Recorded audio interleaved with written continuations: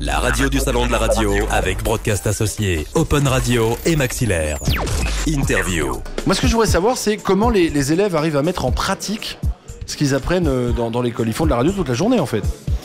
Alors oui, ils font de la radio toute la journée. Et là, le gros avantage que l'on peut avoir, on va dire, c'est qu'on est aidé aussi par des diffuseurs, donc des radios associatives, qui jouent le jeu, c'est-à-dire qui acceptent de nous donner un petit peu de créneaux horaires. Et donc, en fait, on a la possibilité de diffuser dans plusieurs endroits, d'ailleurs, en plus, ce qui est très bien pour les élèves, parce qu'ils vont s'adapter. On a une diffusion sur la ville de Toulouse, donc un cadre urbain, mais on a aussi une diffusion dans le rural ou dans d'autres circonstances, avec d'autres publics. Donc à chaque fois, il faut qu'ils se remettent en cause et qu'ils pensent sérieusement à la cible, ce qui est très important, à qui on parle, quel vocabulaire, etc. Et donc effectivement, on fait des directs quasiment tout le temps, enfin toutes les semaines. Il y a plusieurs heures de directs qui sont consacrées à la pratique. Voilà. En dehors de ça, il y a quand même aussi de la pratique qui se fait avec des profs. On a une bonne rotation de profs, qui sont d'ailleurs des gens qui appartiennent au milieu de la radio. C'est toujours des animateurs en poste. C'est là où je voulais en venir, justement. Voilà. Qui sont les personnalités qui travaillent dans votre école, par exemple? Nous, je vous rappelle, on est à Toulouse. Donc les personnalités, on en a un petit peu moins que par ici. Oui, mais il y a des personnalités toulousaines qui font de la radio. Tout à fait. Alors on a l'avantage quand même d'avoir encore sur Toulouse... à l'époque, c'est vrai que quand j'ai commencé, on avait Sud Radio, un gros monument. On avait le Move, enfin, on avait plein de choses, quoi. Bon, on nous enlève progressivement des choses. Ceci dit, il y a encore un projet sur Sud Radio, donc on espère que ça va redémarrer. Il y a de très bonnes radios locales aussi sur Toulouse. Il y a de très bonnes radios locales. Toulouse FM, Gold FM, il y en a quelques-unes. Tout à fait. Puis après, on est... Gold FM, c'est sur Bordeaux. Mais oui, pardon. On est juste en face de Radio France, donc de France Bleu. Ouais. On est à côté des groupes Énergie, on est à côté de Fun.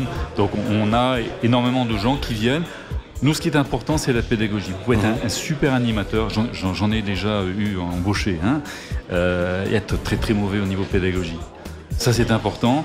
Et on voit que c'est pas facile pour un animateur qui a souvent l'habitude de faire plutôt de l'animation, plutôt que d'apporter des choses concrètes. Alors ça plaît, mais au bout de 4-5 fois, les élèves ils se disent, mais finalement, qu'est-ce que j'ai appris, quoi.